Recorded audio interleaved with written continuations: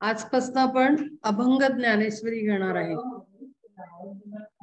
आता हा जो ग्रंथ आहे, पहिले तर आपण आज इंट्रोडक्टरी सेशन घेणार आहे. आपण डायरेक्ट सुरुवात नाही करणार आहे. आणि सगळंच बघणार आहोत. म्हणजे ज्ञानेश्वरी काय आहे, अभंग ज्ञानेश्वरी काय आहे, त्याच्यानंतर आपण हे अशा प्रकारचे अभ्यास का करायचे, त्याला प्रेफरन्स का द्यायचा, त्याचा उपयोग काय आहे, हे सगळं आपल्याला बघायचं आहे पहिले आज. आणि मग पुढच्या येत्या गुरुवारपासनं आपण ऍक्च्युली अभंग ज्ञानेश्वरीला अध्याय पहिला आपण सुरू करणार आहोत. तर मी PDF कॉपी त्याची आपल्या ग्रुपमध्ये शेअर केलेली आहे, जेणेकरून तुम्ही फ्री टाइम मध्ये किंवा जेव्हा पण वेळ मिळेल किंवा चालू असताना पण ओपन करून ठेवू शकता. मी इथे पण स्क्रीन शेअर करणार आहे, काही प्रॉब्लेम नाही आहे. तर खूप वर्षांपूर्वी ऍक्च्युली स्वरूपानंद स्वामींचं चरित्र माझ्या लाईफमध्ये आलं होतं, म्हणजे वाचनात आलं होतं. आणि तेव्हा त्यांची अभंग ज्ञानेश्वरी घरात होती लकीली, आणि म्हणून अभ्यासली गेली. आणि त्या ज्ञानेश्वरीनं खूप जास्त टीचिंग्स दिले.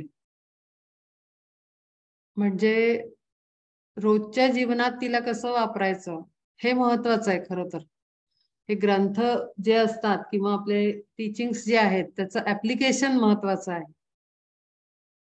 तर आता आपण पहिले बघणार आहोत की ग्रंथ अभ्यास का करायचा. तर ह्या सगळ्या माझ्याच आध्यात्मिक प्रवासात मला वाचनात आलं की साधकाची प्रगती ही 3 मार्गांनी होते, 3 स्टेजेस मध्ये होते. पहिलं आहे ग्रंथ प्रचिती म्हणजे शास्त्र प्रचिती, दुसरं आहे गुरु प्रतीती, आणि तिसरी आहे आत्मप्रतीती. या 3 स्टेजेस वरनं गेल्याशिवाय पूर्ण ब्रह्म ज्ञान होऊ शकत नाही किंवा झालं असं आपण म्हणू शकत नाही. म्हणजे बऱ्याचदा आपल्या बोलण्यामध्ये आपण बघतो लोकांच्या, किंवा आपण स्वतःही पटकन बोलून जातो, हा दासबोध मी वाचलेला आहे, हो दासबोध मी ऐकला पण आहे, 2-3 वेळा मी त्यांचं प्रवचन इकडे केली तिकडे केली, असं आपण ऐकतो, पटकन बोलतो, आपणही बोलतो आणि दुसरेही बोलत असतात असं. पण ते काही शाळेचा अभ्यास नाहीये की हो मी पहिली पास झाले, मी पहिलीचं सिलेबस केलं आणि मी पहिलीची एक्झाम पास झाली आणि आता मी दुसरीत गेले. तर शालेय अभ्यासक्रम वेगळा आहे, त्याची पद्धत वेगळी आहे, आणि त्याच्या थ्रू जाण्याची पद्धत वेगळी आहे लाईफमध्ये, ह्युमन लाईफमध्ये. पण आध्यात्मिक ज्ञान संपादन करण्याचा मार्ग पूर्णपणे वेगळा आहे. ह्यामध्ये गुरु आपल्याला, सर्व गुरु, मी कोणी पर्टिक्युलर गुरुबद्दल अजिबात बोलत नाहीये, प्रत्येक गुरु आपल्याला रिपीटेडली एखादा अभ्यास करायला सांगतो. म्हणजे म्हणून ती पारायण केली जातात. गुरुचरित्राचं पारायण, दासबोधाचं पारायण, किंवा भगवद्गीतेचं पारायण, किंवा कुठलंही पारायण. पारायण करण्याची पद्धत का आहे की रिपिटेशन आहे त्याच्यामध्ये. आणि मग एक पारायण, 2दा पारायण, 3दा पारायण, तर ती एनर्जी ऍक्च्युली ऍब्सॉर्ब होते. आणि ते करताना same time, same place, same duration maintain करायला पाहिजे.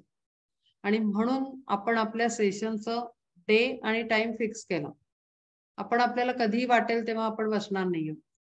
त्याचं कारण असं, आता पहिले जे आपण प्रार्थना केली तेव्हा आपण म्हटलं की परमात्म्याला, नंतर गुरुदेवांना, नंतर आपण ज्या शास्त्राचा अभ्यास करणार आहोत त्या देवता, प्रत्येक स्थानाला देवता आहे, प्रत्येक घराला देवता आहे, प्रत्येक पुस्तकाला देवता आहे, ग्रंथाला देवता आहे, आणि काही एनर्जी बिंग्स, हायर बिंग्स त्याच्यावर सोबत असतात, जे व्हिजिबल नाही आहेत.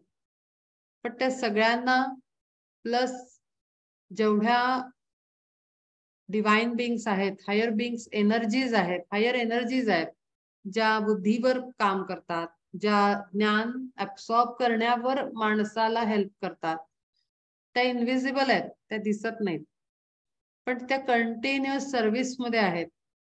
कोणाच्या? तर ह्युमन बिंग्सच्या. त्या ह्युमन वर्ल्डला, म्हणजे आपल्या मनुष्यांच्या पातळीवर येऊन आपल्याला प्रत्येक गोष्ट करण्यासाठी मदत करतात. त्याला आपण देवदूत म्हणतो. तर ते देवदूत प्रत्येक स्थानाला, गावाला, पुस्तकाला, ग्रंथाला, वस्तूला, प्रत्येकाला देवदूत आहेत.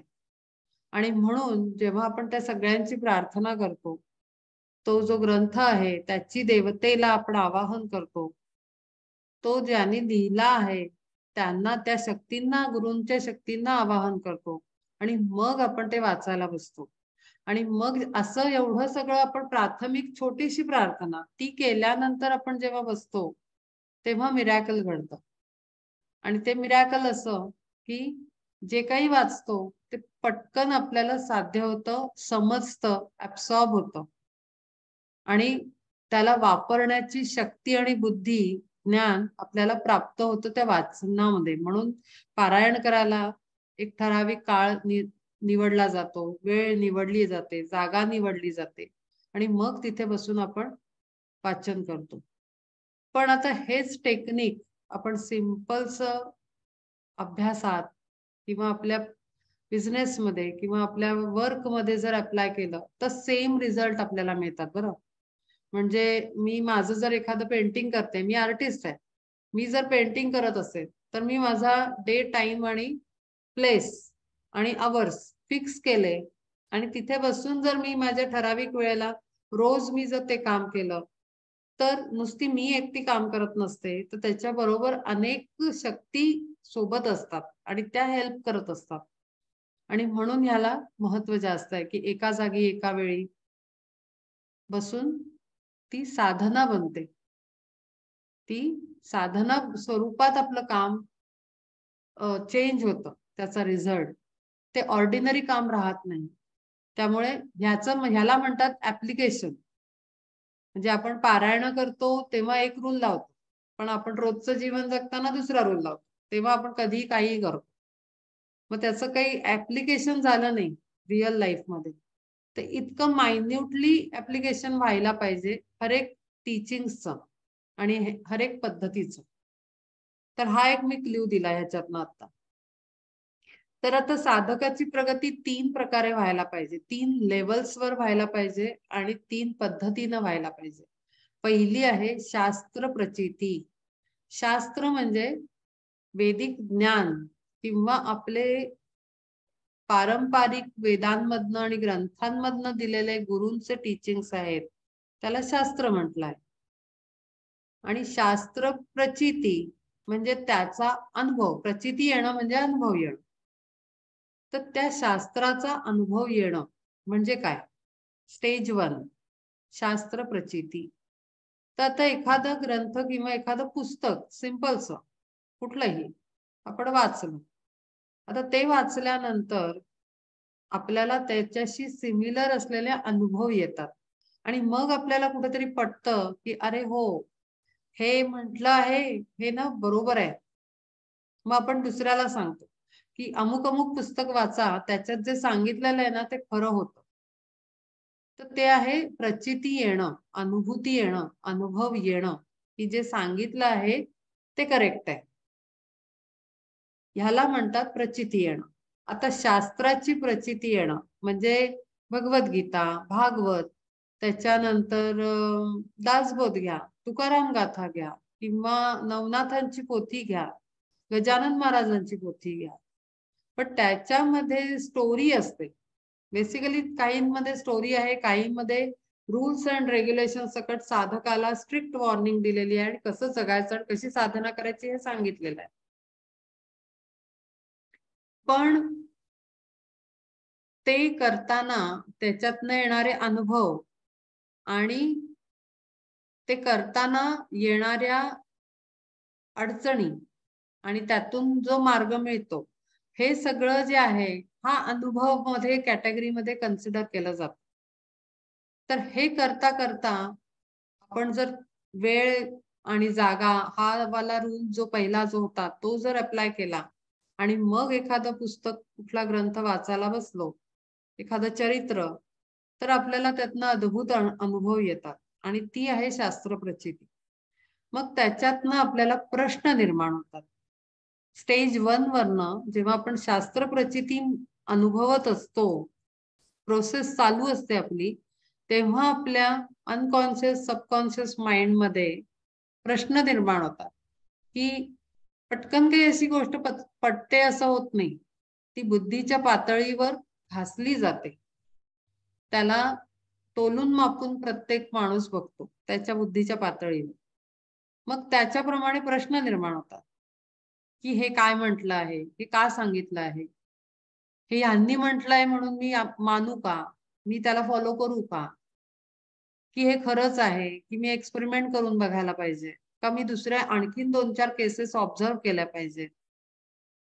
तर हे सगळं आपलं एक्सपेरिमेंट सुरू होतं आणि आपलं डोकं चालायला लागतं, ब्रेन शार्प होतो. तर त्याच्या मागे नुसतं वाचन नाहीये. जेव्हा आपण म्हणतो हो हे मी वाचलं, ते मी वाचलं, ते मी वाचलं. पण आपण जर बिहेवियर बघायला गेलो अशा व्यक्तीचं, ऑब्झर्व्ह म्हणजे जर अहंकाराने बोलत असेल तरची बात आहे, नाहीतर सोडून द्या. पण ते रिझल्टमध्ये दिसत नाही. ते बिहेवियरमध्ये, स्पीचमध्ये, बोलण्यामध्ये दिसत नाही. डोळ्यांमध्ये ते दिसत नाही, डोळ्याच्या भावांमध्ये. हावभावात दिसत नाही, बॉडी लँग्वेजमध्ये दिसत नाही. कुठेच रिफ्लेक्ट होत नाही. याचा अर्थ ते कोळून प्यायलेलं नाहीये. म्हणजे काय, ते वाचन पूर्णतया ॲब्सॉर्ब झालेलं नाहीये. ते जर केलं तर ते शब्द पाठ नसले तरी चालतील. तुम्ही जर एखादा ग्रंथ किंवा एखादं पुस्तक वाचलं तर त्यातली ओळ तुमच्या लक्षात असली पाहिजे असं काही जरुरीचं नाहीये. हां, पण त्याचा अर्क जर मिळालेला असेल, त्याचं मेन ॲब्स्ट्रॅक्ट जर तुम्हाला माहिती असेल, तर तुम्ही ते स्वतःही वापरू शकता आणि दुसऱ्याला समजवू पण शकता. आणि सांगू शकता, शेअर करू शकता. त्याला म्हणतात शास्त्राचा अभ्यास करणं. कुठलंही मी काही असं काही खूप काही ग्रंथ घेऊन तुम्ही बसावं किंवा काहीच म्हणत नाहीये. मी शास्त्र प्रचिती ह्या कॉन्सेप्टचा किंवा स्टेज 1 चा एक्सप्लेनेशन देते. तर ह्या पद्धतीनं शास्त्राचा अभ्यास केल्यानंतर मनाच्या पातळीवर आणि बुद्धीच्या पातळीवर प्रश्न निर्माण होतात, की मी कोण? मग काहीतरी आत्मा सांगितलंय. मग आत्मा कोण? मग जळतो तो कोण आणि मरतो तो कोण? किंवा मग मग एवढं सगळं सगळं आहे, तर मग अमकी माणसं खराब का वागतात? त्यांच्यामध्ये मग ते पाथवर चालणारे म्हणतो आपण, पण मग तरी पण ते वाईट का वागतात? ते दुसऱ्याला हर्ट का करतात? ते दुसऱ्याला त्रास का देतात? किंवा त्यांचं अभ्यास आणि जगातलं वावरणं आणि फिरणं आणि बिहेव करणं ह्याच्यामध्ये तफावत का आहे? हे सगळे बुद्धीच्या पातळीवर प्रश्न निर्माण होतात. त्याच्यात वाईट वाटून घेण्यासारखं काही नाही आणि अहंकार करण्यासारखं सुद्धा काही नाही. मग हे प्रश्न निर्माण झाले म्हणून काही आपण बुद्धिमान झालो नाही. तर ते प्रश्न निर्माण होतात. आता या प्रश्नांना उत्तर देणार कोण? तर उत्तर देणारा असतो गुरु. म्हणून स्टेज 2 वर येते गुरु प्रचिती. गुरु प्रतीती किंवा गुरु प्रचिती. तर गुरु म्हणून पदावर असलेला श्रेष्ठ ज्येष्ठ सद्गुरु नावाची व्यक्ती आपल्या जीवनात येते. आणि अजून एक गोष्ट मी सांगते हे काही असं फटाफट वगैरे घडत जात नाही. मनुष्याच्या जीवनाच्या पातळीवर किंवा आत्म्याच्या प्रगतीच्या पाथवर, सोल डेव्हलपमेंटवर, स्पिरिच्युअल पाथवर कधी-कधी एक जन्म जातात, कधी-कधी काही वर्ष जातात, कधी-कधी काही महिने जातात, दिवस जातात. It depends. म्हणजे ते सोलच्या जर्नीवर डिपेंड आहे. त्याचं काही दुःख करण्याचं कारण अजिबातच नाही आणि अहंकाराचं निमित्तही अजिबात नाही. ते कोणाचं पटकन झालं म्हणून आय एम दी ग्रेट वगैरे वाटण्याचं कारण नाही आपल्याला. कारण आपल्याला नाही माहिती आपण पास्ट इन्कार्नेशन मध्ये जुन्या पूर्वीच्या जन्मांमध्ये कदाचित अनेक जन्मच घालवले असतील. तर त्यामुळे ह्याच्यामध्ये वेळ लागतो. म्हणजे हे 3 स्टेजेस मध्ये कदाचित पटकन एका याच्यात होतं किंवा कदाचित वेळ लागू शकतो. तर त्याचं कशाच दुःख नाही बाळगायचं, चालत राहायचं. अल्टिमेटली काय तर बॉटम लाईन काय की आपण चालत राहायचं, थांबायचं नाही. हे पहिलं प्रिन्सिपल. तर गुरुचं काम येतं. तुम्ही शास्त्र वाचली, अनेक ग्रंथ वाचले, अनेक पुस्तकं, अनेक संतांना ऐकलं. आता शास्त्र प्रचिती म्हणजे काही वाचन नाही, फक्त वाचन नाही. शास्त्र प्रचिती हे ऐकणं येतं. तुम्ही YouTube चॅनलवर आपण आता आपल्याला सोशल मीडिया अवेलेबल आहे, खूप चांगलं मीडियम. त्याच्यावरनं आपण अनेक प्रवचन ऐकतो किंवा लेक्चर्स ऐकतो, डिस्कशन्स ऐकतो. तर ते ऐकणं झालं. कधी कधी आपण टीव्हीवर पाहतो, तर ते पाहणं झालं. आणि कधी कधी आपण वाचतो किंवा तिसरी गोष्ट, चौथी गोष्ट आपण जगताना बघतो. म्हणजे एखादं कॅरेक्टर, एखादा गुरु किंवा एखादं विशेष व्यक्तिमत्व आपल्याला फार भावतं. त्याचं कारण त्याचं जे बिहेवियर असतं, जी थॉट प्रोसेस असते, जे अंडरस्टँडिंग असतं, ते खूप वेगळं आहे असं जाणवतं. ते सुद्धा शास्त्राचा अभ्यासच झाला, कारण एका व्यक्तीचा पूर्णपणे आपण अभ्यास करतोय. मग आता ह्या सगळ्या कॅटेगरी तुम्ही कोणाकोणाला कन्सिडर केलं तर आपले सेन्सरी ऑर्गन्स, कर्मेंद्रिय आणि ज्ञानेंद्रिय, ह्या 10 इंद्रियांनी आपण ग्राह्य करतो, घेतो, रिसीव्ह करतो. तर शास्त्र प्रचितीमध्ये ही 10 कर्मेंद्रिय, ज्ञानेंद्रिय, 10 इंद्रिय शामिल आहेत, सोबत आहेत. या पद्धतीने हे सगळं शास्त्र प्रचिती झालं. आता गुरु प्रचिती. आता हे सगळं मिळाल्यानंतर कदाचित एखादा गुरु मिळेल. आता गुरु कसा ओळखायचा हे दासबोधात फार उत्तम सांगितलेलं आहे. इव्हन भगवद्गीतेतही सांगितलंय. आता ज्ञानेश्वरी. सगळ्यामध्ये गुरु, प्रत्येक माणूस शिकवणारा हा काही गुरु नसतो. सगळं शिकवणारे गुरु असतात. म्हणून काही ते परमगुरु होऊ शकत नाहीत. परमगुरु ही पात्रता वेगळी आहे आणि ती तुरंत लक्षात येते. ज्याच्या डोळ्यामध्ये प्रेम असतं, हृदयामध्ये प्रेमाचा अत्यंत प्रवाह वाहत असतो आणि कर्मामध्ये ते दिसत असतं, तो गुरु असतो.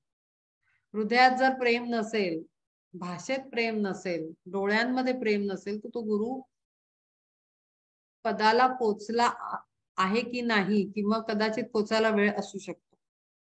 तर ते दिव्य गुरूंची भेट झाल्यानंतर मग गुरु प्रचिती. मग आता प्रचिती, गुरुमध्ये कसली प्रचिती, असा प्रश्न निर्माण होईल. तर गुरुची प्रचिती म्हणजे गुरूंचे अनुभव येणं. म्हणजे आपण म्हणतो ना की हो मी इथे इथे असं असं चाललो होतो, मला काही मदत मिळत नव्हती किंवा फार संकटात होतो किंवा होते, आणि मग अशा वेळेला एकदम अचानक मी धावा करत होतो किंवा करत होते की गुरु मला वाचवा, गुरु मला मदत करा. आणि त्यावेळेला तुम्हाला कुठली तरी मदत व्यक्ती किंवा शक्तीच्या स्वरूपात, प्रसंगाच्या स्वरूपात आपल्याला मिळून जाते. हा आहे गुरुच्या शक्तीचा अनुभव, गुरुची प्रचिती येणं, की तो सर्व जगामध्ये सामावलेला आहे. गुरु हा शक्ती असून, व्यक्ती नसून शक्ती आहे, याचा अनुभव येणं ही गुरु प्रचिती आहे. आणि ही गुरु प्रचिती खूप वेगळ्या वेगळ्या लेवलवर येते. फिजिकल लेवलवर, मेंटल लेवलवर, इमोशनल लेवलवर आणि सोल लेवलवर. तर ते अनुभव तुमच्या प्रगतीप्रमाणे तुम्हाला मिळत जातात. तर ही आहे गुरु प्रचिती. मग त्याच्यामध्ये गुरु आपल्याला ते जे वाचलेलं असतं, जसं आपण शाळेमध्ये अभ्यास करतो, सिलेबस असतं आपल्याला, 1ली 2री 10वी कॉलेज PhD, आपल्याला एक पर्टिक्युलर सिलेबस असतं. तर ते वर्षभर आपण वाचतो, त्याच्यावर एक्सपेरिमेंट करतो, सगळं करतो, आणि फायनली आपली एक एक्झाम असते. त्याच्यावर आपलं पर्सेंटेज आणि परफॉर्मन्स ओरिएंटेड असते. परफॉर्मन्स ठरतो की काय स्टेजवर आहात तुम्ही, first class, second class, third class की फेल. तर असा तो रिझल्ट येतो. तर ही आपण शास्त्राचा अभ्यास केला तर टेस्ट तर व्हायला पाहिजे. बिना टेस्टचं टेस्टिंग कसं होणार की आपल्याला कळलं किती आणि आपण ऍब्सॉर्ब किती केलं. तर ती टेस्ट घ्यायला गुरु येतात लाईफ आणि ते आपली टेस्ट घेत राहतात. मग ते माणूस बनून येतात किंवा प्रसंग म्हणून समोर येतो किंवा अडचण म्हणून येते. आणि म्हणून जीवनात कुठलेही प्रकार म्हणजे प्रसंग म्हणा, माणसं म्हणा किंवा सिच्युएशन्स ह्याला त्रासदायक ह्यानी विचार करायचा नाही, कारण ती टेस्ट आहे. एखादी व्यक्ती आपल्या जीवनामध्ये संकट निर्माण करणारी आहे, त्रास निर्माण करणारी आहे. ऑफिसमध्ये बॉस खराब आहे, ऑफिसमध्ये कलिग खराब आहे, घरामध्ये नातेवाईक खराब आहेत, घरातले चांगले तर बाहेरचे खराब आहेत. कोणी खराब असू दे, घरातले, बाहेरचे, सोसायटीतले, करिअर पाथवरचे, काहीही असलं आणि सगळं छान असलं तर काहीतरी वेगळं संकट येतं. शारीरिक अडचण, मानसिक अडचण, नंतर इमोशनल काहीतरी प्रॉब्लेम येतो. तर हे सगळे प्रकार टेस्ट कॅटेगरीत येतात. आणि तिथे तुम्हाला गुरु आणि गुरु नसेल, आता सगळ्यांनाच काही गुरु आहे असं नाही या जगामध्ये. असे पण जीव आहेत की ज्यांना फिजिकल गुरु आता अवेलेबल नाही, समोर नाहीये, माझ्या समोर कोणी गुरु नाही, असे अनेक लोक आहेत. म्हणून काही त्याने डिक्लेअर करण्याचं म्हणजे काही अर्थ नाहीये की मला नाही आहे गुरु, अमुक याला गुरु आहेत, आम्हाला गुरु नाही हो सांगायला कोणी. पण तसं नसतं, गुरु हे असतात. आता श्रीपाद श्री वल्लभांच्या पोथीमध्ये त्यांनी गुरूंचे प्रकार, गुरु कसं सांभाळतो हे सांगितलेले आहेत. किती प्रकारचे गुरु असतात, गुरु किती प्रकारचे असतात नाही, सॉरी, गुरु कशा पद्धतीनं सांभाळ करतात शिष्याचा, साधकाचा, भक्ताचा आणि आपल्या डिसिपलचा. तर ते दरवेळेस काही सोबत असतात असं नाही. ते कधी कधी दुरून लक्ष ठेवतात, कधी कधी सोबत राहून लक्ष ठेवतात, कधी कधी अगदी बरोबर राहून म्हणजे त्यांच्याच बरोबर ठेवून घेतात. माझे आता गुरु यायचे, आपण बघितलंय की ते काही काही भक्तांना अगदी आपल्या बरोबर ठेवतात काही वर्ष, महिने, कारण ते त्यांची ती स्टेज असते, त्यांना तिथे आवश्यकता असते गुरु बरोबर राहण्याची. आणि म्हणून राग करायचा नाही की हा माणूस कायम यांच्या बरोबरच असतो, सगळीकडे फिरतो, आम्हाला मात्र मिळत नाही, असं नाहीये. कारण ते गुरुला माहिती आहे की कोणाला दुरून बघायचंय आणि लक्ष ठेवून चालणार आहे, कोणाला कधीतरी भेटून चालणार आहे, कोणाला अगदी बरोबर 24 तास ठेवलं पाहिजे आणि कोणाला अगदी दूर पाठवून सुद्धा लाईफ मध्ये न जाता फिजिकल फॉर्म मध्ये तरीही त्याला कुठला भक्ताला आपण सांभाळू शकतो. हे 4 प्रकार आहेत. तर ह्या 4 प्रकारामध्ये गुरु तुमच्या सोबत असतो. असा एकही जीव नाही या जगामध्ये, या युनिव्हर्स मध्ये की त्याला गुरुची शक्ती नाही सोबत. हे मी काही अंदाजाने वगैरे बोलत नाहीये, हे मी अनुभव पण घेतलेत आणि वाचलं पण आहे आणि लोकांचं पण ऑब्झर्व केलं आहे लोकांच्या लाईफला, म्हणून मी सांगू शकते. तर असं कधीही म्हणायचं नाही की आम्हाला गुरु नाही, हे दुसरी चीज. अजिबात बोलायचं नाही आम्हाला गुरु नाहीत. आम्हाला गुरु आहेत, पण ते आत्ता समोर नाहीत, ते आम्हाला बघतायत आणि ते पाहतात. कारण जो आपल्याला गायडन्स येत असतो किंवा आपल्याला काहीतरी सुचतं आतून, काही जीवनात करताना, बोलताना, अडचणीच्या वेळेला, ते कुठून येतं एकदम. आपल्याला जाणवतं की अरे हे जर मला आलं नसतं डोक्यात तर मी काहीतरी वेगळं केलं असतं, किंवा मार्ग मिळणं अडचणीमध्ये ते कोण करतं, कोण करतं. ज्याला गुरु नसतात त्याच्या बाबतीत असं काय आपल्याला दिसतं का की फारच भोग म्हणजे अगदी वाईट अवस्था आहे, त्यातूनही त्याला मार्ग नाही सापडून राहिला आणि फारच म्हणजे अत्यंत दयनीय परिस्थिती आहे, असं काही आपल्याला बघायला नाही मिळत. कारण का ती शक्ती दुरून सांभाळत असते. सध्या रोडवर राहणाऱ्या प्राण्यांना, कुत्र्याच्या पिलाला, माणसांना सुद्धा परमात्मा सांभाळत असतो. तो परमात्मा म्हणजे गुरुची शक्ती आहे. गुरु ही शक्ती आहे, व्यक्ती नाही. त्यामुळे सगळ्या शक्तींना एकशक्ती स्वरूप पाहिलं पाहिजे. तर ही आहे गुरुप्रचिती आणि ती वेगळ्या वेगळ्या स्वरूपात आपल्याला मिळते. आणि तिसरी आहे आत्मप्रचिती. पहिला शास्त्राचा अभ्यास केला, मग गुरूंनी टेस्ट घेतल्या. गुरूंनी टेस्ट घेतल्यानंतर मग कळतं जे ब्रह्मवाक्य आहे, अहम ब्रह्मास्मी किंवा तत्वमसी, ही जी काही ब्रह्मवाक्य आहेत की तोच मी आहे किंवा मीच ब्रह्म आहे, हा जो अनुभव येतो त्याला आत्मप्रचिती म्हणतात. म्हणजे आत्मा, मी आत्मा आहे आणि मी परमात्मा स्वरूप आहे आणि मीच मग परमात्मा आहे. त्याच्यातही या 3 स्टेजेस आहेत.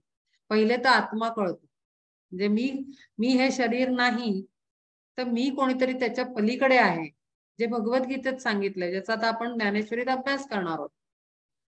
की श्रीकृष्ण परमात्मा सांगतात की अरे तू काही हे शरीर नाही आहे, हे मारणार नाही आहेस तू या सगळ्यांना. तर हे कपडे बदलल्याप्रमाणे आत्मा शरीर बदलतो वगैरे हे सगळं सांगतो. श्रीकृष्ण परमात्मा अर्जुनाला समजावतो. तर ते आपण ऍक्च्युली आपल्या काय परिस्थिती आहे, आपण ऍक्च्युली कोण आहोत, हे आत्मप्रचितीमध्ये कळतं. शास्त्रात वाचलं होतं, गुरूंनी सांगितलं पण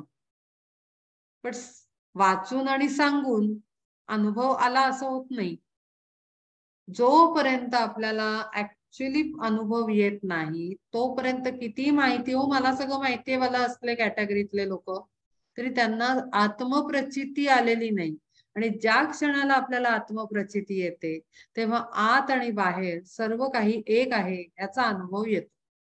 मग राग, लोभ, द्वेष सगळं निघून जात. मग कळतं की पाथवर रस्ता जो आहे, आपण जो रोडवर चालायला जातो, सगळे काही एकत्र चालत नसतात.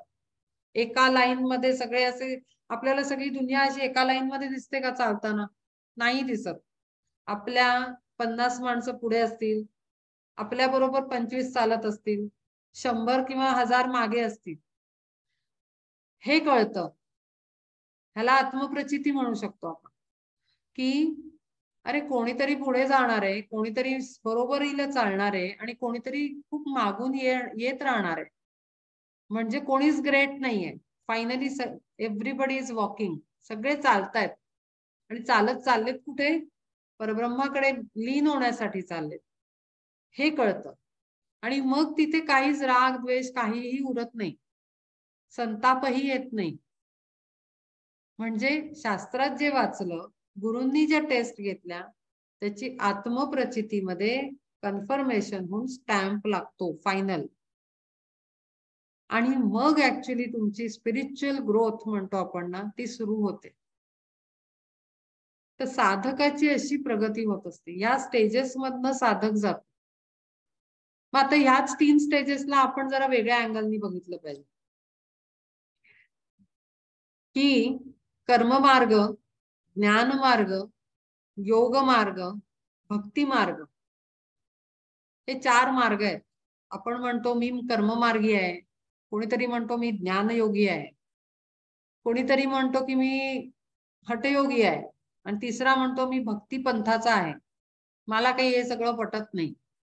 पण मी आज फॅक्ट सांगते की जोपर्यंत हे 4ही मार्ग एकत्र येत नाहीत आणि एकत्र होऊन साधक जगत नाही, तोपर्यंत तो ऍक्च्युली पाथवर लागत नाही, स्पिरिच्युअल पाथवर. म्हणजे आता ए पर्सन म्हणतोय की मी भक्ती मार्गी आहे, मी भक्ती करणार आहे, मला हे बाकी काही जमत नाही, असं जर म्हणत असेल तर ह्याचा अर्थ तो जन्म अख्खा त्याचा भक्ती मार्गात जाणार असं दिसतंय. एखादा म्हणतो मी कर्ममार्गे, कर्म करत राहतो अगदी शांतपणाने, कितीही संकट आहे तो कधी काही बोलत नाही, कंप्लेंट करत नाही कशाची, शांतपणे जगत असतो. आपल्याला वाटतं किती सहन करतो हा माणूस, कसा पेशन्स आहे याच्यात, असं आपल्याला वाटत असतं बाहेरनं. पण तो अगदी व्यवस्थित पीसफुली डील करत असतो सिच्युएशनला. तो कर्ममार्गी आहे. म्हणून काही तो मूर्ख किंवा व्यर्थ ठरत नाही गप्प बसला म्हणून. तर म्हणून अल्टिमेटली काय, की कोणीच चुकीचं नाहीये. सगळे वॉक करतायत, मग अशी सांगितलं सगळे चालतायत चालतायत चालतायत. कोणी कशाच्या पद्धतीने चालेल, कारण ती सोलची डेव्हलपमेंट आहे, अल्टिमेटली सोलची डेव्हलपमेंट आहे. मग सोल सगळे अनुभव घेऊन बघणार. जसं आपण एखादं हॉटेल असेल आपल्या शहरामध्ये नवीन ओपन झालं, आपण तिकडे जातो, अरे मस्त आहे, टेस्ट यांची चांगला आहे. मग आपण एकदा पंजाबी खाऊन बघू, एकदा आपण तिथलं साऊथ इंडियन खाऊन बघू, एखाद्या वेळेला आपण आणखीन काय नवरात्र थाली म्हणून आली ती खाऊन बघू आपण. मग आपण कधी आपण चाट डिशेस खाऊन बघू, आणि मग सगळं झाल्यानंतर आपण म्हणू हे दिस इज बेस्ट प्लेस असं आपण सांगतो. मग दुसऱ्यांना सांगतो की अरे इथे जा, इथे जे तुम्हाला जे पाहिजे ते मस्त मिळतं, टेस्टी असतं, हायजिनिक असतं, जे काय असेल स्पेशालिटी. तर म्हणजे काय, आपण सगळं ट्राय केलं चांगल्या ठिकाणी. अगदी तसंच आत्मा, सोल जो आहे तो सगळं टेस्ट केल्याशिवाय पूर्णत्वाला जात नाही, त्याचं पूर्णत्व होत नाही, तो परब्रह्मात लीन होत नाही, एकरूप होत नाही. जर एक जरी राहिलं तर तो इनकम्प्लीट आहे, तो कम्प्लीट नाही आहे. आणि म्हणून त्याला अनेक जन्म घ्यावे लागतात. मग कधी तो भक्तिपंथी असतो, अत्यंत श्रद्धेने भक्तीनं गुरुसेवा. आई भक्ती म्हणजे काही गुरुसेवा आणि परमात्मा सेवा किंवा देवाची सेवा नाही झाली बरं. कधी कधी आपल्याला आई वडिलांची सेवा करणारा मनुष्य दिसतो, कधी कधी गोरगरिबांची सेवा करणारा, कधी कधी माणसांची सेवा करणारा, कधी कधी प्राण्यांची सेवा करणारा, कधी कोणी प्रचंड मनापासून झाडांची म्हणजे नेचरला केअर करतो. त्याच्यात सुद्धा प्रकार आहेत ना एवढे मोठे. मग ह्याच्यातही पता नाही किती जन्म जातील. म्हणजे ह्याच्यावरनं एक आयडिया येईल की अनंत जन्मानंतर ती वेळ येते जिथे आपण परमात्म्याच्या जवळ जाण्याचा मार्ग आपल्याला येतो हातात. मग किती कॉम्प्लिकेटेड आहे असं वाटेल. मग प्रेम एवढं सगळं करा, त्यापेक्षा आता चाललंय तेच ठीक आहे असं म्हणून आपण बंद करून टाकू सगळं. तर तसं नाहीये. जे मिळतं त्याला ऍब्सॉर्ब केलं पाहिजे, समजलं पाहिजे, अंडरस्टँड केलं पाहिजे, त्याच्याने ब्रेन डेव्हलप होतो आणि आपण काय करायला आलोय हे ऍक्च्युली कळतं आणि मग ते साधता येतं. असं म्हणून बंद करण्यात काहीच अर्थ नाहीये. तर असे हे वेगळ्या वेगळ्या मार्गाचे लोक असतात. कर्ममार्गी, भक्तिमार्गी, ज्ञानमार्गी आणि योग मार्गी, म्हणजे जे प्राणायाम वगैरे सगळं करून हठयोग वगैरे करून करतात. तर आता आपण जर बघितलं ही शास्त्र प्रचिती, गुरु प्रचिती आणि आत्मप्रचिती ह्याच्यामध्येच हे 3-4 मार्ग पण इन्क्लुडेड आहेत. शास्त्र प्रचितीमध्ये ज्ञानयोग येतो, वाचन, स्टडीचा पार्ट येतो. त्याच्यानंतर गुरुच्या प्रचितीमध्ये भक्ती मार्ग येतो आणि कुठेतरी कर्ममार्ग पण येतो, कारण गुरु टेस्ट करवतात आपल्याला, तिथे कर्ममार्ग पण येतो. आणि शेवटच्या आत्मप्रचितीमध्ये योग मार्ग येतो, कारण तिथे प्राणायाम सुरू होतो, शुद्धी सुरू होते. शुद्धी कशाची, तर आपली काही ही एकच फिजिकल बॉडी नाही आहे, आपल्याला मन आहे. तर मनाचा मानस शरीर, ती शरीर आहेत वेगळी वेगळी. अन्न शरीर, अन्नमय कोश, प्राणमय कोश, ज्ञानमय कोश, विज्ञानमय कोश, हे असे सगळे सांगितलेले आहेत, ह्याच्यात आहेत भगवद्गीतेत. तर ते सगळे म्हणजे मन, आपले विचार, हे एक एक बॉडी आहे. पण ती सगळी प्युरिफाय करण्यासाठी योग मार्गाचा अवलंबन करावं लागतं. तो येतो आत्मप्रचितीमध्ये. तर म्हणजे तेच की ह्या 3 प्रचिती लेवल स्टेजेस मध्येच हे मार्गही इन्क्लुडेड आहेत अननोइंगली. आणि म्हणून माझ्या जेव्हा वाचनात आलं तेव्हा मी माझ्या गुरूंना म्हटलं की हे असं असं आहे, मग आता मला आत्मप्रचितीची इच्छा आहे, असं मी त्यांना म्हटलं. तर हे सगळं सांगायचं कारण असं की आता जो आपण अभंग ज्ञानेश्वरी घेणार आहे ती शास्त्र प्रचिती आहे आणि त्याचं ऍप्लिकेशन आपण आपल्या लाईफमध्ये करायला पाहिजे आणि इमिजिएट अप्लाय करायला पाहिजे. कारण मुळात अभंग ज्ञानेश्वरीच का घेतली अभ्यासाला आपण? त्याचं कारण असं की भगवद्गीता का नाही घेतली? कारण भगवद्गीता ही अर्जुनाला डायरेक्ट उपदेश आहे परमात्मा श्रीकृष्णाकडनं, आणि तो खूप हार्ड कोर लँग्वेज मध्ये दिलेला आहे, अगदी कडक भाषेत आणि क्लिअर, डायरेक्ट. त्यामुळे तो एक्स्ट्रॅक्ट फॉर्म मध्ये आहे, म्हणजे असा प्युअर फॉर्म मध्ये, डायल्युटेड नाहीये. आपल्याला एकदम आपण आणलं काही सरबत आणतो तर ते एक्स्ट्रॅक्ट असतं, शार्प असतं. असं एकदम जर ग्लास मध्ये ओतून प्यायला तर इथे जळेल सगळं आपलं, कारण ते टेस्ट त्याची खूप शार्प असते.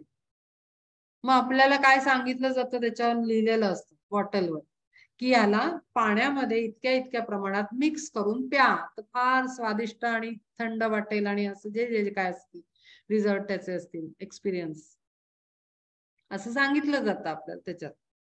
अगदी तेच ज्ञानेश्वरांनी केलं, संत ज्ञानेश्वरांनी. तो जो एक्स्ट्रॅक्ट जळजळीत कडक भाषेतलं ज्ञान आहे ते काहीच विद्वानांपर्यंत सीमित होतं. मग त्याला खाली उतरवलं पाहिजे, नाहीतर त्याचा उपयोगच काय? परमात्मानी श्रीकृष्णाने सांगून उपयोगच काय त्याचा समाजाला आणि या युनिव्हर्सला, या भूतलावर त्याचा उपयोग काय? मग त्यासाठी त्यांनी जन्म घेऊन त्याला अगदी मऊ भात केल्यासारखं करून त्यांनी घातलं सगळ्यांना. जसं लहान बाळ असतं त्याला काय आपण डायरेक्ट पोळी देत नाही, त्याला आपण आधी दूध लिक्विड देतो, मग त्याला आपण थोडस सरसरीत असं खाणं देतो, थोडस सॉलिड म्हणू शकतो किंवा लिक्विड म्हणू शकतो, असं मीडियम, आणि मग ग्रॅज्युअली त्याला आपण आणतो पोळी भाजीवर किंवा भात आमटी जे काय असेल ते जेवण.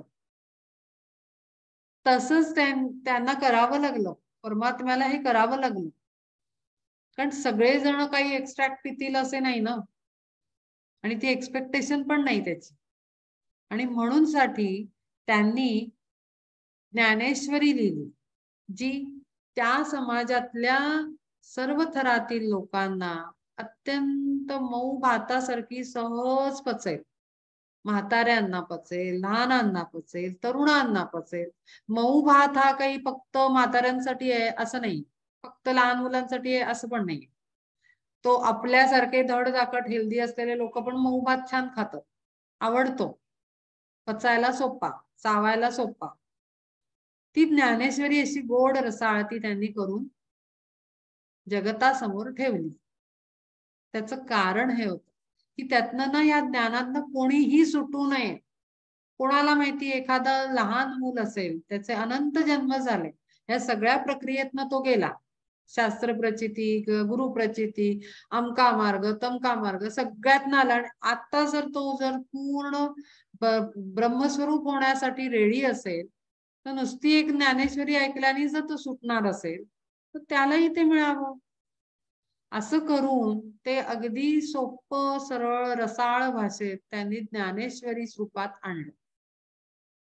आता ते केल्यानंतरही काही संतांना उपदेश झाले, मार्गदर्शन मिळालं, आणि त्यांनी ते आणखीन त्याला वेगळ्या वेगळ्या भाषेत सोप्या पद्धतीत अभंग स्वरूपात अशी निर्मिती केली. या कोणीही संतांनी आपल्या डोक्यानी शहाणपणाने काम केलेलं नाही. संत लेव्हलवर जी व्यक्ती असते त्यांना आदेश येत, त्यांना गुरुकडनं, त्यांच्या किंवा परमात्म्याकडनं, दैवताकडनं आदेश येतो, आणि तेव्हा ते एवढं मोठं कार्य करायला निघतात. हे जे लिखाण आहे किंवा कुठल्याही पोथ्या आहेत, ग्रंथ आहेत, हे असेच निर्माण झाले नाहीत. त्या ऍक्च्युली ब्रह्मज्ञान म्हणून जे म्हटलं आहे, जे भगवद्गीतेला ब्रह्मज्ञान म्हणतात, ते ब्रह्मज्ञान इतकं तेजस्वी आहे की त्याची शक्ती कोणी ऐरागैरा हँडल नाही करू शकत. म्हणजे मी जर उद्या म्हटलं आपली हे नसताना कंडिशन नसताना स्पिरिच्युअली की हा आता मी आता भगवद्गीतेवर सगळं लिहून काढते, एक ग्रंथ पुस्तक तयार करते, तर मला ते झेपणार नाही. मग ते कोणाला झेपेल? तर त्यासाठी तयार झालेले आत्मे, सोल्स, जे परब्रह्माला एकरूप झालेले आहेत, त्यांना परमात्मा पुन्हा आदेश देतो की या, अवतार स्वरूप या आणि जन्म घेऊन कार्य करा. प्रत्येकाला काम अलॉट केलं जातं त्या ग्रेट सोल्सना, आणि त्यांना बोलवलं जातं की तुम्हाला जन्म घ्यायचा आहे, ह्या जागी, ह्या घरामध्ये जन्म घ्यायचा आहे, या गावामध्ये, आणि अमुक अमुक कार्य तुम्हाला करून प्रयाण करायचं आहे. तर हे सगळे संत तसे होते. सगळे सगळे अगदी तुकारामापासून एकनाथ, सगळे सगळे प्रत्येक जण, इव्हन आपले पावसचे स्वरूपानंद स्वामी, त्यांना काही हे सोशल आपलं मटेरियलिस्टिक लाईफ मध्ये काहीही इंटरेस्ट नव्हता, कारण त्यांचं ते काम नव्हतं. ते काम घेऊन आले होते, त्यांना अपॉइंट केलेलं होतं सगळ्यांना. त्यामुळे तेवढं काम केल्यानंतर गुरु निघून जातं. त्यांना ह्याच्या सगळ्या पसाऱ्यात काही इंटरेस्ट नसतो, ते काम करायला आलेले असतात. तर तसे हे स्वरूपानंद स्वामी पावसच्या घरामध्ये जन्माला आले. आता जेव्हा असा जीव जन्माला येतो, तेव्हा त्याचे माता पिता हे सामान्य नसतात. जसं भगवद्गीतेला किंवा ब्रह्मज्ञानाला हँडल करायला तेवढा पॉवरफुल सोल लागतो, तसाच त्या सोलला ज्या घरामध्ये जन्माला घालायचं, ज्या कुशीमध्ये जन्माला घालायचं मातेच्या, ती माता आणि पिता सुद्धा तेवढेच प्युरिफाईड आणि पॉवरफुल लागतात. त्याच्याशिवाय त्या घरात तसं संतान जन्माला येत नाही. त्यामुळे हे जे आई वडील म्हणून जे असतात, त्यांनी पूर्वजन्मामध्ये काही साधना तप केलेलं असतं आणि स्वच्छ शुद्ध वृत्तीचे, ज्ञानाचे, पावित्र्य संपन्न, ज्ञान संपन्न असे ते कपल असतं, पती पत्नी असतात, आणि मग त्यांच्या पोटी असं संतान जन्माला येतं. आणि त्याप्रमाणे स्वरूपानंदांचा जन्म झाला. त्यांना पण बहीण भाऊ वगैरे होते. मग त्यांनी त्यांच्या इथे थोडस त्यांचं इंट्रोडक्शन दिलेलं आहे भंग ज्ञानेश्वरीच्या सुरुवातीला. तर त्यांना लहानपणापासून भगवद्गीतेचा ध्यास होता. ते तोंडपाठ होती भगवद्गीता त्यांच्या. पहा, म्हणजे जे काम करायला आले ते लहानपणापासूनच अवगत होतं. म्हणजे जे आपल्याला ऐकायला आता मी हे जो रेफरन्स देतेय, तर तो दिसतो आपल्याला त्या चाइल्ड मध्ये लहानपणापासून. म्हणजे म्हणून आपल्याकडे म्हण आहे की बाळाचे पाय पाळण्यात दिसतात. त्याचं कारण असं की पुढे काय करणार त्याचं स्वरूप लहानपणापासूनच त्याच्या वागण्यात, बोलण्यात, विचारात, कृतीमध्ये रिफ्लेक्ट होतं. तर तसं ह्यांचं झालेलं आहे. आणि मग तो ध्यासच, म्हणजे त्यांना बाकी कशातच इंटरेस्ट नाही, आणि आध्यात्मिक प्रगतीमध्येच त्यांनी पुढे पुढे ते गेलेले आहेत. आता त्याच्यानंतर स्वरूपानंदांचं गुरु होते बाबासाहेब, त्यांच्याकडनं दीक्षा. आता हे नाथ संप्रदायी आहे. स्वरूपानंद नाथ संप्रदायी म्हणजे दत्त संप्रदायाचीच एक वेगळी लायनेज आहे. दत्त संप्रदायातनच येते ही.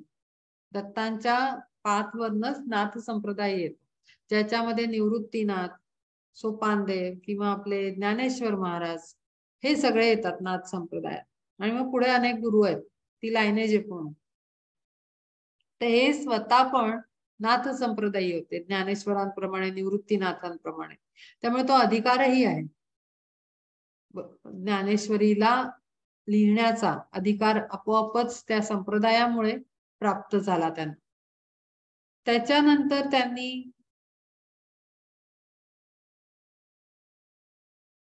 तुरुंगातही ते राहिले. इथे लिहिलेलं आहे त्यांचं पूर्ण चरित्रामध्ये, छोट्याशा स्वरूपात त्यांनी दिलंय. कारावास भोगला, तिथे त्यांनी ज्ञानेश्वरीची प्रत लिहून काढली. म्हणजे तो आध्यात्मिक प्रवास त्यांचा अत्यंत तरुणपणापासूनच सुरुवात झाला. त्यांनी मला वाटतंय प्रपंचात ते पडलेच नाहीत, कारण त्यांचे फार लवकरच त्यांची तब्येत खराब झाली, त्यांना काही आजार झाला. आता होतं असं, आत्ताच मी म्हटलं की गुरुप्रचिती कशी होते, तर आपल्याला संकट येत, आजारपण येईल, फायनान्शियल ट्रबल, फिजिकल ट्रबल किंवा इमोशनल ट्रबल काहीतरी. तर तसं त्याप्रमाणे यांची तब्येत खालावली, आजारी पडले काही वर्ष. मग त्याच्यामध्ये भगवंताचं स्मरण नॅचरली होतं, आणि जर एखादा संत प्रवृत्तीचा असेल तर त्याचं तर जास्तच होतं. तर त्याप्रमाणे त्यांचं कल वाढला, आणि मग त्यामध्ये अखंड ध्यान आणि अखंड ती अनुसंधान, म्हणजे सतत आठवण काढणं आणि कनेक्टेड राहणं. अनुसंधानाचा अर्थ आहे अखंड संधान बांधून राहणं, कनेक्टेड राहणं त्या डिव्हाइन एनर्जीशी, गुरुशी किंवा परमात्म्याशी. तसं त्यांचं तिथे सुरू झालं, आणि मग तिथून भक्तीचा उदय झाला. कारण जेव्हा तेच म्हणजे प्रचिती, भक्तीचा उदय कसा होणार, तर प्रेम, विश्वास, श्रद्धा याची निर्मिती कधी होते, जेव्हा ती शक्ती माझ्या बरोबर आहे, किंवा मला पीडा होत आहे तरीही ती आतपर्यंत पीडा मुरत नाहीये, तर त्याला कुठेतरी मी प्रोटेक्टेड पण आहे. जे एवढं असूनही मी मरत नाहीये, मृत्यूला सामोरा जात नाहीये, जरी मी खिळलोय बेडला, पण तरी मला मृत्यू नाही येते. याचा अर्थ काहीतरी कारण आहे आणि कोणीतरी सांभाळतंय. तर ही जी अनुभव आहे, ही प्रचिती आहे, ती त्यांना या बेड वर झोपलेले असताना, खिळलेले असताना त्यांना ती आली, आणि ती श्रद्धा आणि भक्ती त्यांची पक्की झाली, आणि त्याच्यातूनच तो आध्यात्मिक प्रवासाला, त्यांच्या ग्रोथला, डेव्हलपमेंटला सुरुवात झाली.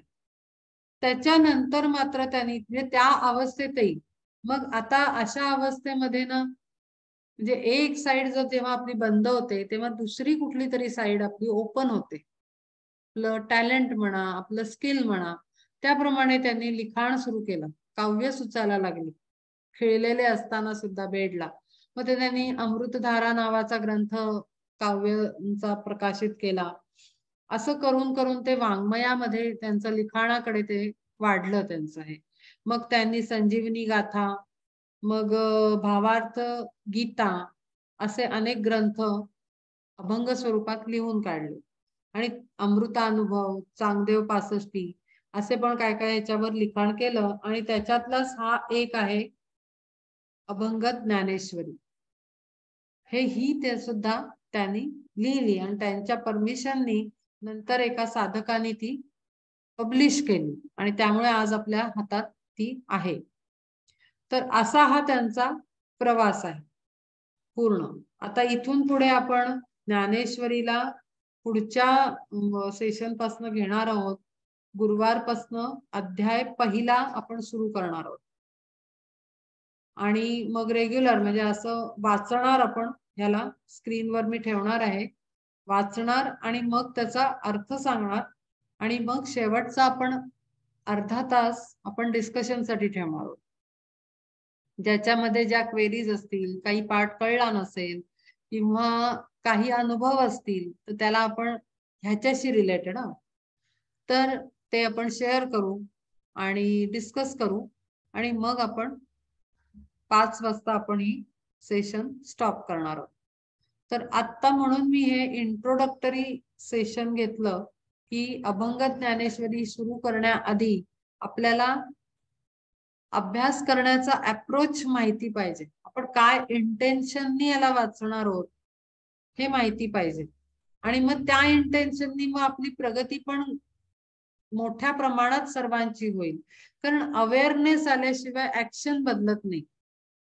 जोपर्यंत इथे अवेअरनेस येत नाही तोपर्यंत आपल्या बॉडी, माइंड आणि ऑर्गन्स आणि सेन्सरी ऑर्गन्स कडनं ऍक्शन होत नाही, आणि ती ऍक्शन झाल्यानंतर आपण ते ऍब्सॉर्ब केलं असं कन्सिडर करू शकतो. कारण मेन तर ऍक्शन येणं आवश्यक आहे, चेंज येणं आवश्यक आहे.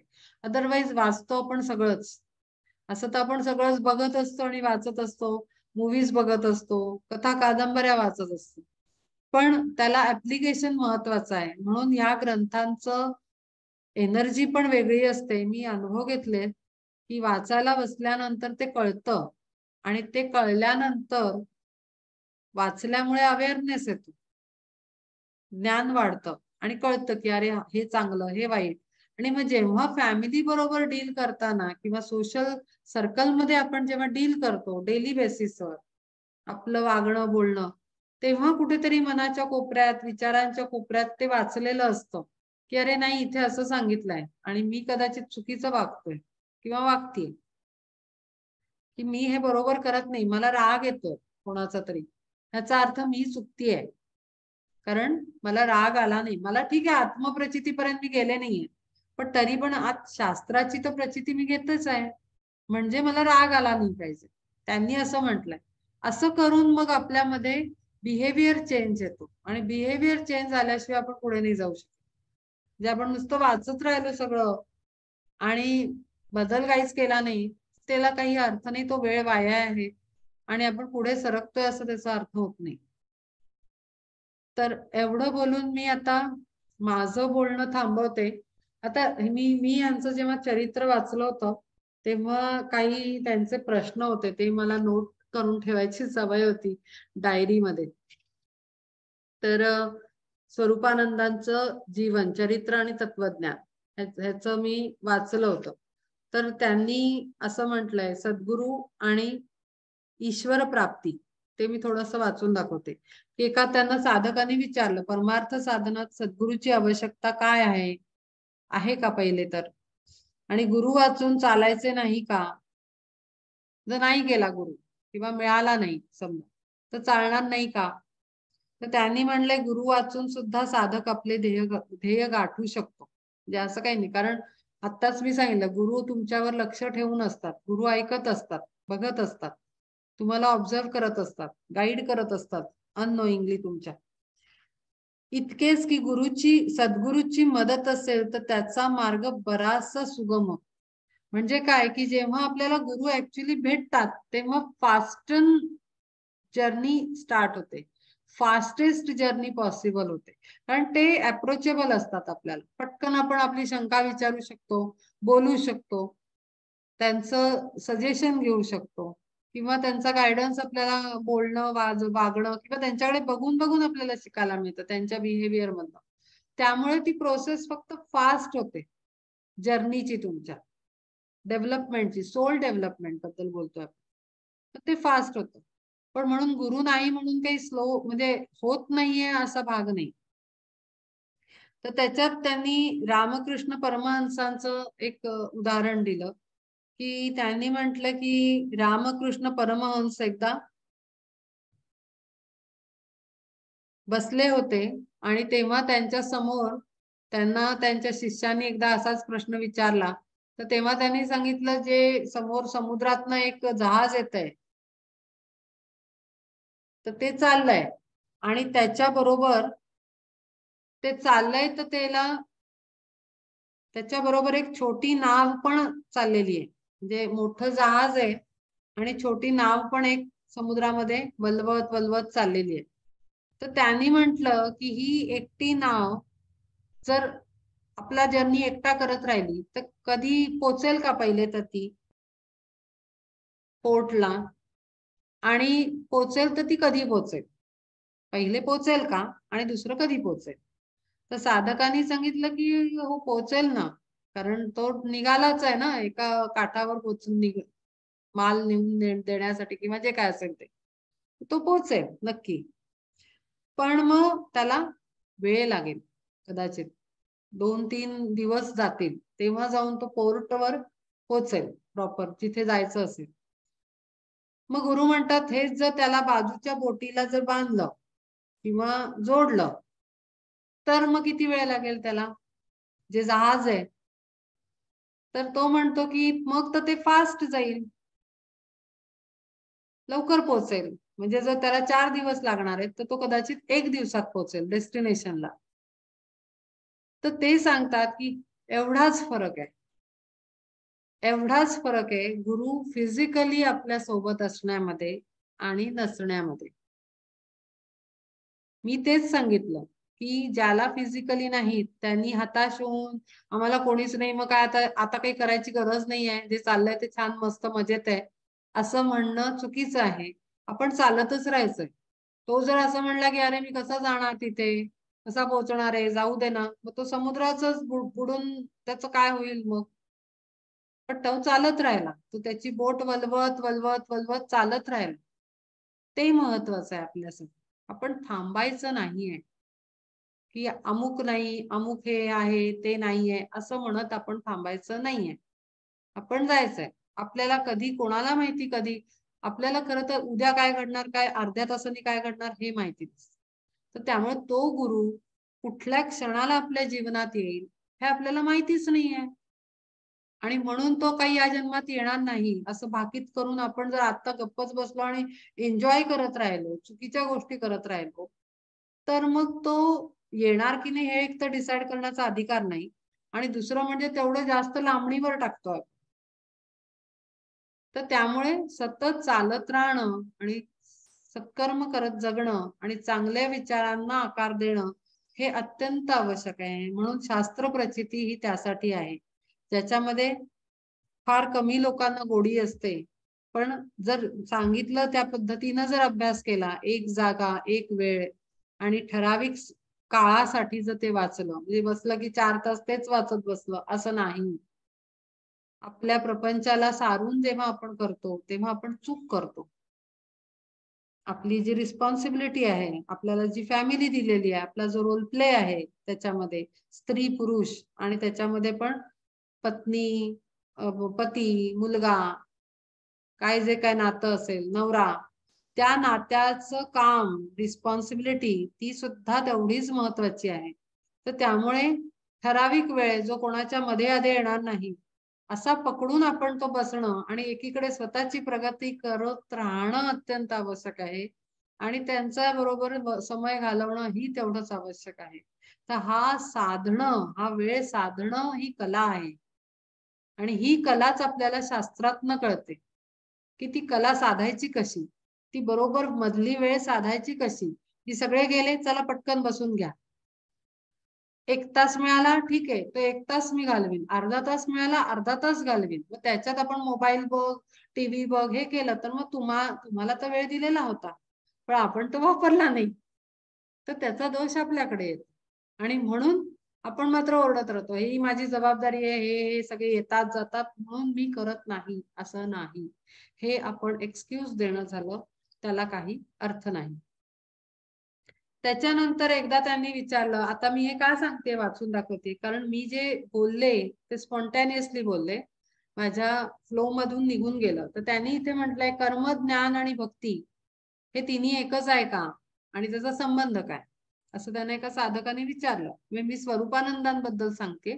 त्यांच्या पुस्तकामध्ये त्यांचं चरित्र जे मी वाचलं होतं फार पूर्वी, म्हणजे मी कॉलेजमध्ये असताना, तेव्हाच म्हणजे 25-26 वर्षापूर्वीची गोष्ट आहे. तर त्याच्यात त्यांनी म्हटलंय की कर्म, ज्ञान आणि भक्ती यांचा अलगपणा मला सहन होत नाही, असं स्वरूपानंद स्वामी स्वच्छपणे सांगतात. की मी हे त्याला वेगळं वेगळं मानत नाही, हे सगळं एकच आहे. तर ते कसं, तर त्यांनी पुढे उत्तर दिलंय, काही साधकांची निष्ठा अशी असते की त्यांना फक्त कर्मच सुचते. बर्फीच्या तुकड्यातील गोडी, तिचा आकार आणि तिचं वजन हे 3 अलग अलग बर्फीतले पार्ट आहेत. काय म्हटलंय त्यांनी, बर्फीची गोडी, स्वीटनेस बर्फीचा, त्याच्यानंतर त्याचा आकार, स्क्वेअर आहे, सर्कल आहे, ट्रायंगल आहे तो, आणि तिसरं म्हणजे त्याचं वेट, वजन एखाद्या एक तुकड्याचं, हे काही सेपरेट सेपरेट नाही होत.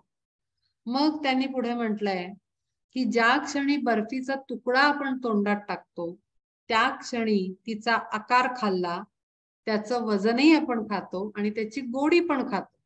म्हणजे आपल्या आपल्या पोटात अख्खी बर्फी गेली, तिन्ही पार्ट गेले त्याचे. या तिन्ही गोष्टी एकच आहेत, ह्या वेगळ्या करता येणार नाही. गोडी आपण असं नाही म्हणत, मी बर्फी नाही खाल्ली, मी बर्फीची गोडी खाल्ली.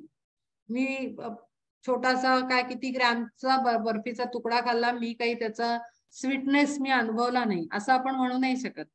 तर ते सर्व एकच आहे.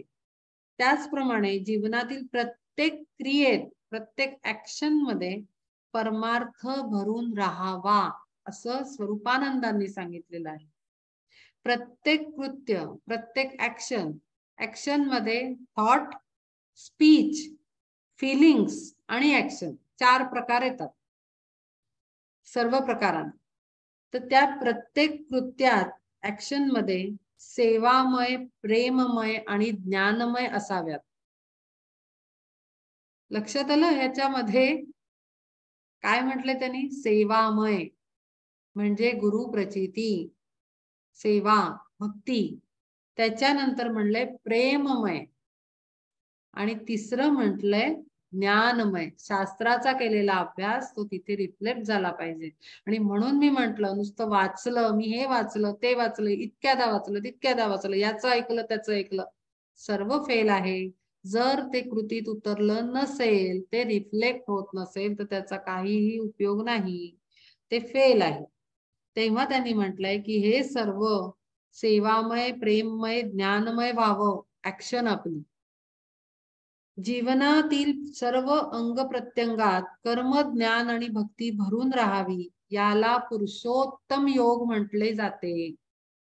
जो आपण 15व्या अध्यायात भगवद्गीतेच्या आणि ज्ञानेश्वरीच्या 15व्या अध्यायात पुरुषोत्तम योग अनुभवणार आहोत आणि वाचणार आहोत, तोच हा आहे. कारण त्याच्या आधी त्यांनी कर्ममार्ग सांगितला आहे परमात्मा श्रीकृष्णांनी, भक्ती मार्ग सांगितला आहे आणि ज्ञान मार्ग सुद्धा एक्सप्लेन केलेला आहे. आणि त्याच्यानंतर 15वा अध्याय पुरुषोत्तम योग येतो.